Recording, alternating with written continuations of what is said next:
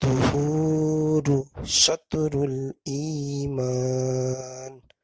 পবিত্রতা হলো ঈমানের অর্ধেক অংশ।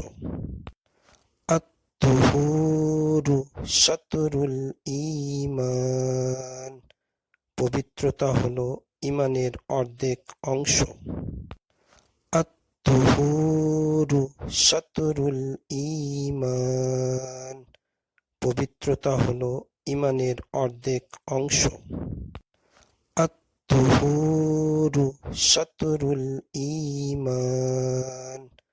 পবিত্রতা হলো ঈমানের অর্ধেক অংশ। আত-তুহুরু শাতরুল ঈমান। পবিত্রতা হলো ঈমানের অর্ধেক অংশ। আত-তুহুরু শাতরুল ঈমান।